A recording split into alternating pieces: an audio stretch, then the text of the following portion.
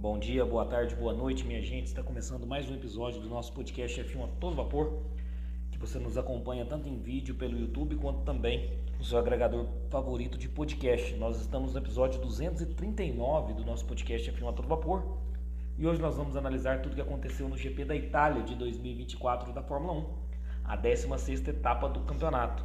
Então vai lá, coloca uma água para ferver, passa aquele cafezinho e vamos falar de Fórmula 1. Como eu disse, nós vamos fazer uma análise aí do que aconteceu na corrida de ontem, né, o GP da Itália, no circuito de Monza, onde, para delírio dos tifosi, né, a torcida da Ferrari, tivemos a vitória aí do Charles Leclerc após um nó tático de estratégia nas McLarens, ao realizar apenas uma parada, o Charles Leclerc vencendo a corrida na casa da Ferrari, com Oscar Piastri em segundo e Lando Norris em terceiro. É o que nós vamos falar hoje. Para começar, vamos falar um pouquinho aí da pole do Lando Norris no sábado. O Lando Norris aí, a gente sabe que a McLaren hoje já se mostra a primeira força do campeonato, né? A Red Bull não tem o mesmo desempenho para acompanhar a McLaren, isso ficou evidente tanto no GP da Holanda quanto agora no GP da Itália, embora várias equipes vieram com atualizações para o GP da Itália, mas a equipe que veio com mais atualizações para essa corrida foi justamente a Ferrari, por estar correndo em casa. Então, até nas entrevistas eles falaram que o melhor pacote de atualização eles iriam trazer para Monza, porque se trata da casa da Ferrari, né? O GP da Itália. Então, embora várias equipes trouxeram atualizações, a Ferrari trouxe atualização mais robusta e isso se refletiu aí com a vitória do Charles Leclerc, embora grande parte dela seja por conta da estratégia da Ferrari. Quem diria, né? A gente sempre critica muito a Ferrari por conta das estratégias, dessa vez acertou em cheio e deu um nó tático nas McLarens. Mas vamos lá então. A pole do sábado do Lando Norris já era meio que esperada, né, por conta da McLaren ser a primeira força do grid. Inclusive foi a minha aposta aí, a pole do Lando Norris. E o Lando Norris fez o tempo de 1:19.327. E por mais que eu esperasse que essa pole fosse do Lando Norris com a McLaren, o Hamilton depois deu uma declaração falando que a pole seria dele, que ele errou na volta dele de classificação. Inclusive ele reclamou muito aí do próprio erro, reclamou consigo mesmo e ainda fez uma indagação para a Mercedes falando que talvez eles sejam mais felizes com o Kimi Antonelli. Então o Hamilton chorou suas mágoas aí, falando que errou na sua volta de classificação, que essa pole seria dele, não do Lando Norris, que foi um erro que ele não costuma cometer, e ainda deixou essa aí falando que talvez a Mercedes seja mais feliz com o Kimi Antonelli. E já emendando o assunto, o Kimi Antonelli durante a semana foi anunciado pela Mercedes como o piloto, né, junto com o George Russell, a dupla de pilotos para o ano de 2025. Então, em 2025 a Mercedes vai com o George Russell e Kimi Antonelli, que é um prodígio, né, todos falando muito bem, tem uma trajetória incrível no automobilismo até chegar agora à Fórmula 1. No entanto, né, o excesso de vontade, o excesso de gana fez com que ele já se acidentasse logo no TL1 deste final de semana, causando bandeira vermelha, um acidente que quebrou bastante, danificou bastante o carro do George Russell. E eu acredito que esse acidente dele no TL1 foi porque ele estava justamente almejando fazer um tempo melhor do que o Hamilton. O Hamilton tinha feito uma volta muito boa no TL1 e ele queria bater essa marca do Lewis Hamilton, e estava conseguindo a princípio, até ele bater feio, gerar bandeira vermelha e danificar muito o carro do George Russell. Então a primeira impressão do Kimi Antonelli na Mercedes já foi um acidente, mas isso acontece com jovens pilotos e acho que muito disso aconteceu por ele tentar justamente superar o tempo do Lewis Hamilton logo no seu primeiro contato aí com a Fórmula 1, com a Mercedes. Então tem todo esse aspecto aí em Kimi Antonelli substituindo o heptacampeão mundial Lewis Hamilton. Então, falado sobre isso, né, sobre o sábado, sobre o Hamilton chorando aí esse erro que a pole seria dele, e falando um pouquinho da assinatura de contrato do Kimi Antonelli para 2025 com a Mercedes. Bora falar agora do resultado da corrida. Então vamos lá, foi uma vitória do Charles Leclerc, em segundo lugar Oscar Piastri, terceiro Lando Norris completando o pódio, quarto Carlos Sainz, quinto Lewis Hamilton, sexto Max Verstappen, sétimo George Russell, oitavo Sérgio Pérez, nono Alexander Albon, décimo lugar o Kevin Magnussen, que não correrá no próximo GP por conta de ter excedido seus pontos na superlicença, mas nós vamos falar disso na hora que a gente comentar as punições da corrida. A corrida em si, na minha opinião, uma nota 6,5. Foi uma corrida bem assim, mediana, não foi uma corrida excepcional não, uma corrida nota 6,5, eu acho que está de bom tamanho. Nós tivemos aí Verstappen, Pérez, Esteban Ocon, Tsunoda, Stroll e Bottas largando com pneus duros, os demais todos largando de pneus médios. Na largada, até que dessa vez nós tivemos uma largada boa do Lando Norris, né, que estava na pole. Ele até largou bem, mas não conseguiu sustentar a primeira posição. Logo na primeira volta ele já perdeu a liderança para o seu companheiro de equipe, o Oscar Piastri, que o atacou e ultrapassou.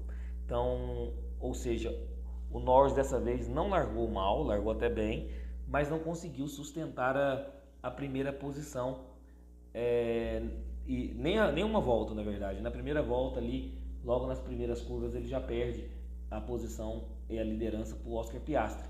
E com isso, a partir do momento que ele perdeu a posição para o Oscar Piastri, que ele foi obrigado a frear seu carro, ele perdeu também a posição para o Charles Leclerc. E aí começa toda a história da corrida. Nessa largada também o Russell errou logo na freada da primeira curva, foi otimista demais ali e freou muito em cima do Piastri e foi obrigado a sair da pista, perdendo posições.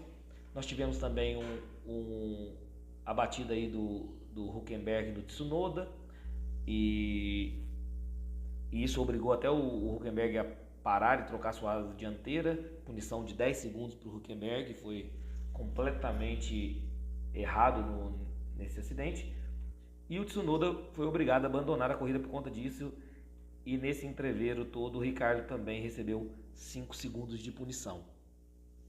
E aí, voltando a essa questão da pós-largada aí, nós tivemos então o Piastri dominando grande parte da corrida, e o Charles Leclerc em segundo e o Norris em terceiro. Após a corrida, nós tivemos a informação que o Norris se irritou muito com essa atitude do Piastri de o atacá-lo logo na primeira volta e pediu uma reunião com a McLaren, porque isso lhe custou a vitória, provavelmente. E aí nós temos que analisar da seguinte forma.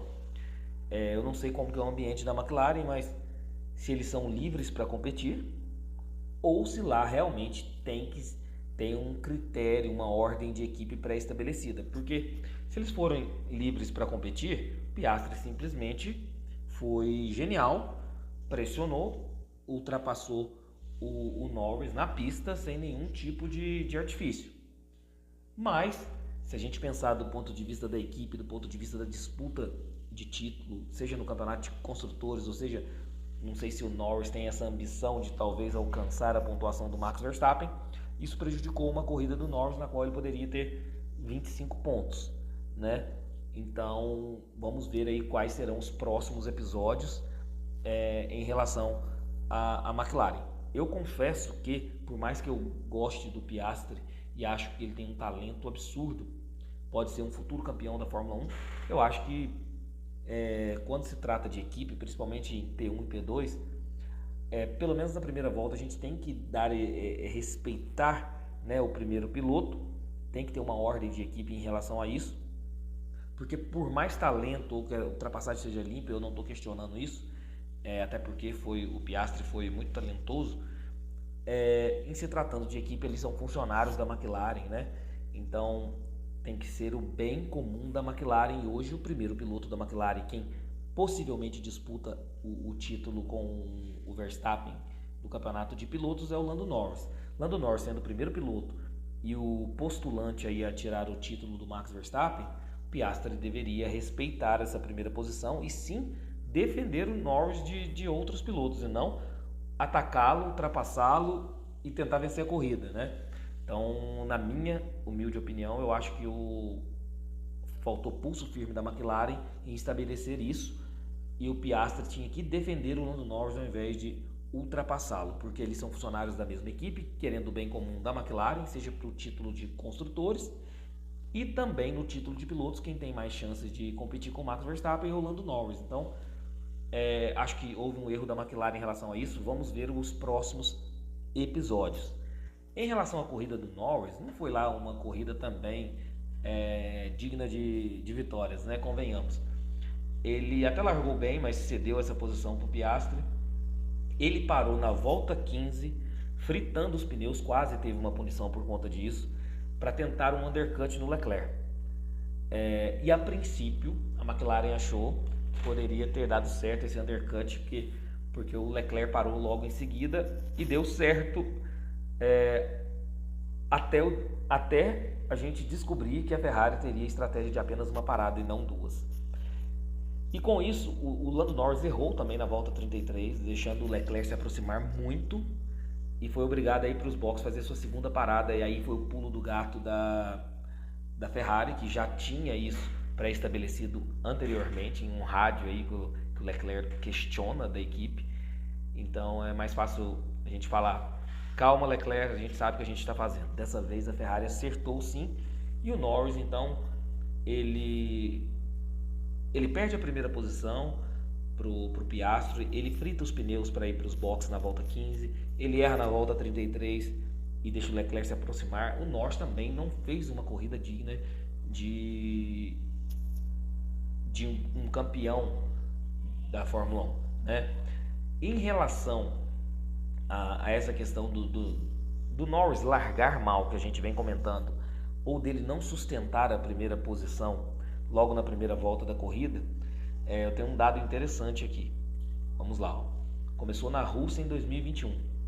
Na Rússia 2021, Norris foi pole, mas o líder da primeira volta já foi o Carlos Sainz. Ele não sustentou a liderança logo na primeira volta.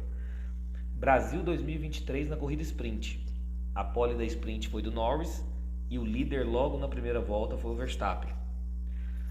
Na corrida sprint da China de 2024, então o GP da China 2024, corrida sprint, o Norris fez a pole e o líder logo na primeira volta já era o Hamilton. GP da Espanha de 2024, pole Norris, líder na primeira volta George Russell. GP da Hungria de 2024, pole o Norris, líder na primeira volta o Piastri. GP da Holanda, que foi o último GP, né? Que nós comentamos aqui, o pole foi o Norris, o líder na primeira volta já foi o Verstappen. E agora o GP da Itália 2024, o pole Norris, o líder na primeira volta o Oscar Piastri. Então, de fato, o Norris tem um problema tanto com largada quanto sustentar a primeira posição logo na primeira volta. Ele cede muito fácil aos ataques aí logo da primeira volta. Isso é evidente aí com esses dados que eu acabei de passar para vocês. Então, feitas essas críticas aí em relação à McLaren, em relação à corrida do Lando Norris, vamos falar um pouquinho agora do vencedor da corrida, né? O Charles Leclerc.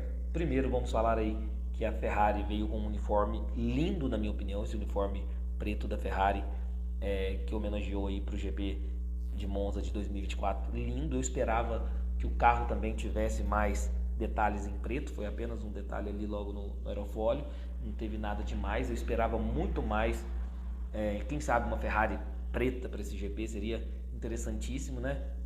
Mas o uniforme foi lindo. Os tifosi, que é a torcida da Ferrari, deu um show. O Charles Leclerc realmente é um cara que eu venho criticando aí há um tempo, porque ele tem talento para ser campeão mundial, mas às vezes o psicológico dele faz com que ele cometa erros infantis, além também dos erros da própria Ferrari. Mas dessa vez o Leclerc venceu na casa da Ferrari, isso foi absurdo, impressionante. Ele está muito sortudo essa temporada porque ele venceu em casa, né, em Mônaco, e agora venceu na casa da sua equipe da Ferrari. Então, ele já salvou o campeonato, porque ele venceu tanto em Mônaco, primeira vez, né, corrida em casa, ele mora lá a vida inteira e venceu a corrida de casa e agora venceu a corrida também da casa da equipe. Então, assim, o Leclerc essa temporada não tem muito o que reclamar não, porque as duas vitórias dele foram simplesmente nos principais palcos para ele na Fórmula 1, que é a casa da Ferrari e a sua própria casa. Então, realmente o Leclerc está muito sortudo aí na temporada de 2024. E realmente, assim, eu vou colocar essa vitória 50% na conta do Leclerc, 50% na conta da Ferrari com a estratégia, né? Com o nó tático que deu nas McLarens. O Leclerc parou na volta 16, logo após o Lando Norris, colocou pneus duros, tomou de fato o undercut do Lando Norris, mas ele terminou a corrida com apenas uma parada. E aí, enquanto ele tomou esse undercut do Lando Norris, ele até questionou para a equipe, ele questionou o porquê de parar tão cedo, né? E falou, tomei um undercut aqui, porque vocês me pararam tão cedo, eu poderia sustentar mais voltas com esse pneu. Mal sabia ele que a estratégia da Ferrari daria certo dessa vez, né? Então eles pararam, o Charles Leclerc viu que o Charles Leclerc tomou o undercut do Lando Norris, pensou assim, vamos até o final com esses pneus. E deu super certo e isso garantiu a sua vitória, porque as McLarens pararam duas vezes, seja o Piastri e seja o Lando Norris. Então, para quem é ferrarista, para os tifosi, não teve coisa melhor nesse final de semana do que ver a vitória da Ferrari na Itália. Se eu não me engano, fazia 5 anos que a Ferrari não vencia em Monza. Então, assim, foi realmente uma festa impressionante e merecida a vitória do Charles Leclerc aí no GP da Itália. Falar da corrida do Verstappen um pouquinho. A corrida do Verstappen é uma corrida para esquecer, né? Eu não entendi a estratégia da Red Bull, confesso para vocês. A Red Bull está em um verdadeiro declínio e eu não entendi essa estratégia de duas paradas, colocando pneus duros, largando de pneus duros e a primeira parada de pneus duros também. Confesso que eu não entendi qual era a estratégia da Red Bull, o que a Red Bull queria com isso. E não, de fato não surtiu efeito, né? Uma corrida muito apagada do Verstappen, que conseguiu apenas um P7 em classificação e em corrida um P6. Então, assim, uma corrida para esquecer do Verstappen. Pérez nem se fala, Red Bull num verdadeiro declínio. Então, e além da estratégia, eu confesso que eu não consegui entender a estratégia da Red Bull para essa corrida da Itália. Isso mostra que a McLaren está muito soberana nessa parte do campeonato. E hoje a McLaren só não venceu por um detalhe, né? Um detalhe de estratégia, que a Ferrari foi mais feliz. E a Red Bull se encontra ameaçada, assim, no título de pilotos. Porque no título de construtores eu acho que a McLaren já vai levar essa, viu? Está se aproximando cada vez mais e a Red Bull não parece que vai ter forças para bater de frente com a McLaren nesse final de campeonato. Deixa eu fazer um destaque aqui agora para a corrida do Colapinto. Gente, sim, foi durante essa semana também, igual eu falei do Kimi Antonelli, a Williams decidiu por rescindir o contrato do Logan Sargent e chamou um piloto da sua academia, o Colapinto, que está na Fórmula 2, não tem muito currículo. Argentino na Fórmula 1 é brincadeira, né? A gente ter um argentino na Fórmula 1 e não ter um brasileiro. É brincadeira. Piloto de kart desde os 10 anos, fez a Fórmula 4 da Espanha, piloto da academia Williams, está na Fórmula 2, não tem muito currículo, não tem nenhum histórico. A Williams apostou aí nos pilotos da casa.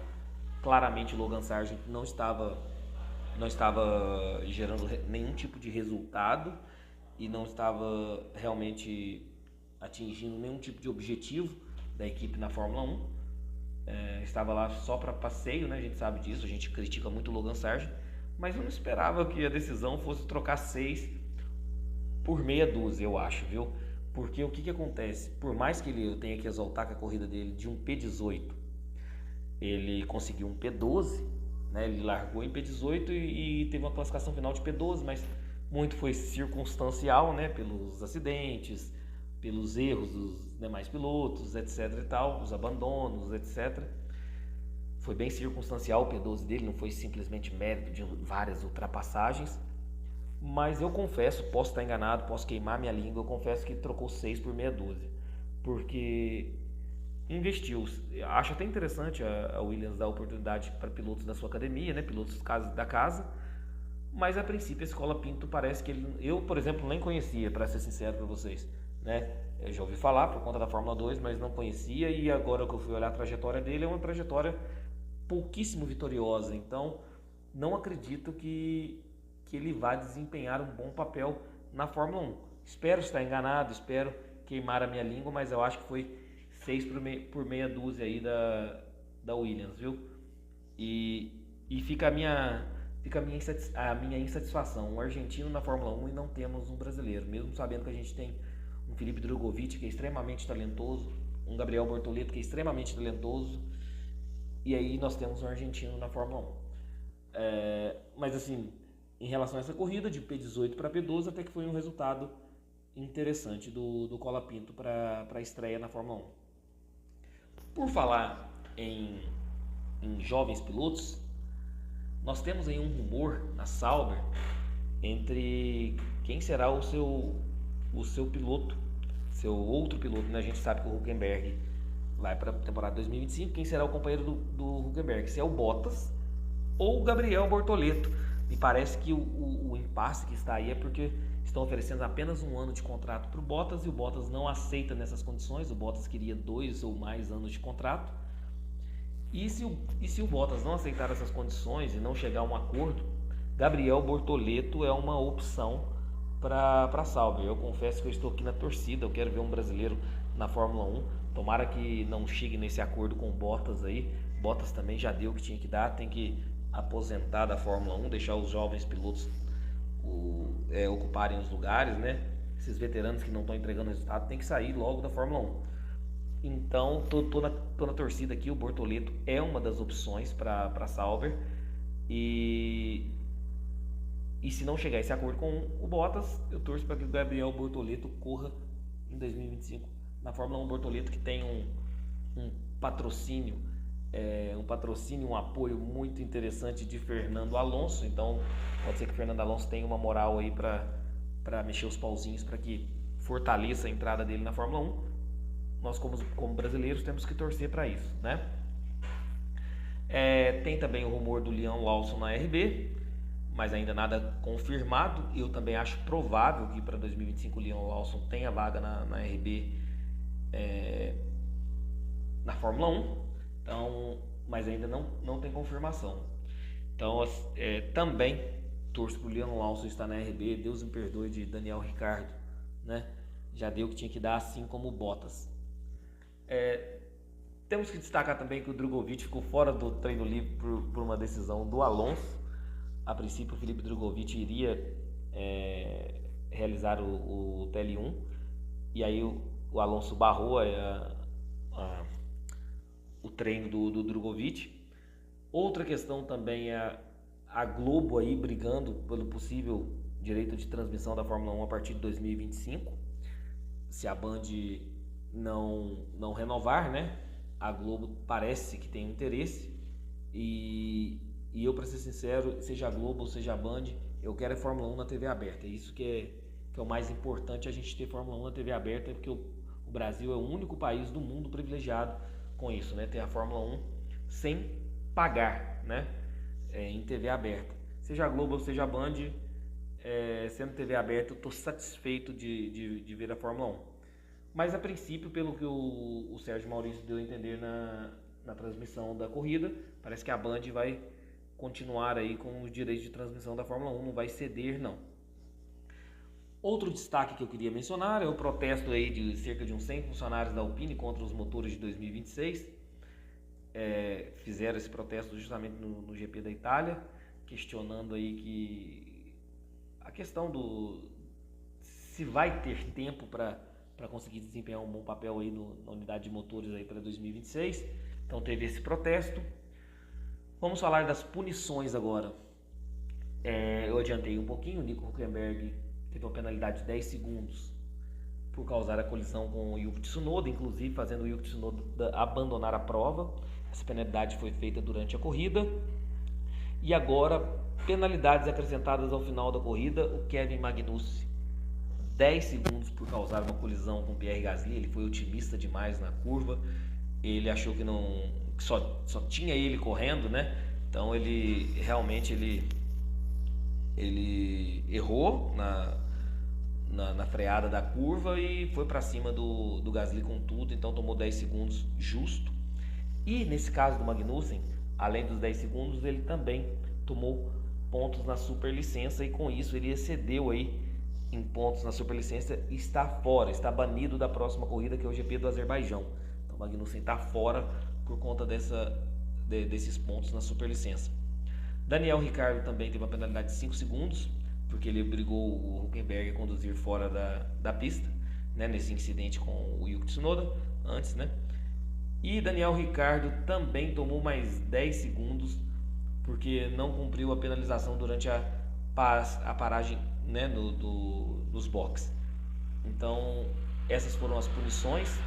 Abandonos nós tivemos apenas o Yuki Tsunoda, pelo motivo que eu acabei de mencionar, com um acidente com o Nico Hülkenberg. Piloto do dia, nada mais justo, Charles Leclerc, que venceu na casa da Ferrari, para a alegria dos tifosi. Volta mais rápida, Lando Norris, a volta mais rápida 1:21.432 na volta 53. Classificação do campeonato de pilotos, Max Verstappen continua líder, 303 pontos, seguido de Lando Norris com 241 pontos. Em terceiro lugar, Charles Leclerc se aproxima do Lando Norris aí com 217 pontos com essa vitória. A diferença do Lando Norris para o Max Verstappen também diminuiu um pouquinho, ainda é muito. Quarto lugar, Oscar Piastri, 197 pontos. Quinto lugar, Carlos Sainz, 184 pontos. Sexto lugar, Lewis Hamilton, 164 pontos. Sétimo lugar, Sérgio Pérez, 143 pontos. Oitavo lugar, George Russell, 128 pontos. Nono lugar, Fernando Alonso com 50 pontos. Décimo lugar, Lance Stroll com 24 pontos. No campeonato de construtores fica da seguinte forma: Red Bull líder com 446 pontos.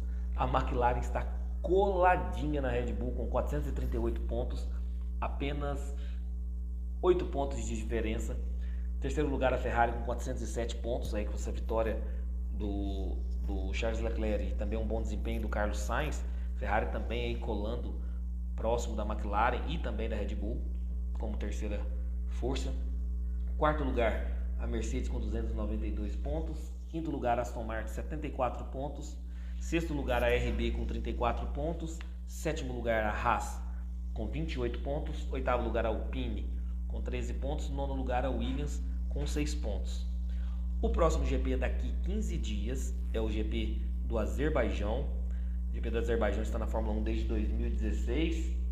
Tem aí um número de 51 voltas. É um circuito de 6.003 metros, né? 6 quilômetros aproximadamente. E essas 51 voltas aí vai dar uma distância total de 306,049 quilômetros.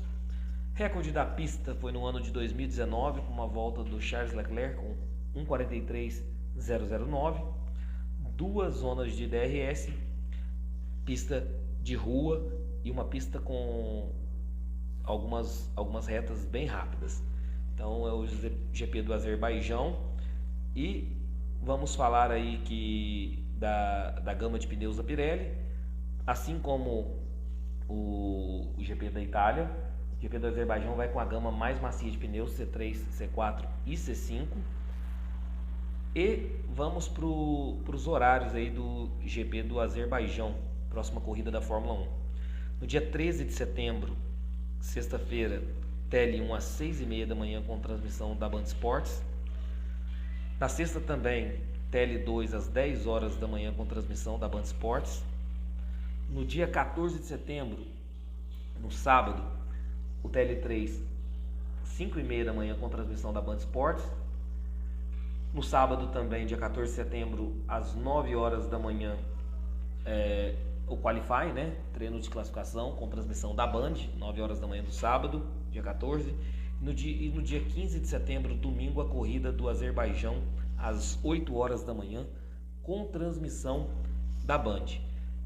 Dessa vez eu não vou comentar a previsão do tempo, porque é daqui 15 dias, então provavelmente a previsão que eu vou jogar aqui vai ser bem imprecisa. Então eu não vou mencionar a questão da previsão do tempo, mas acredito que para essa corrida do Azerbaijão a McLaren venha muito forte, como já se apresenta. Acredito que seja inclusive uma vitória do Lando Norris. Pessoal, esse foi o episódio de hoje, analisando aí tudo que aconteceu no GP da Itália de 2024 da Fórmula 1. Espero que tenham gostado.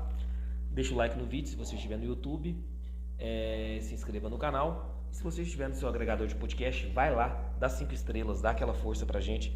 Isso ajuda muito o nosso projeto aqui, fortalece muito o nosso projeto pra gente crescer ainda mais. Então, se você estiver no agregador de podcast, vai lá, dá 5 estrelas pro F1 a todo vapor, dá essa moral pra gente, tá bom?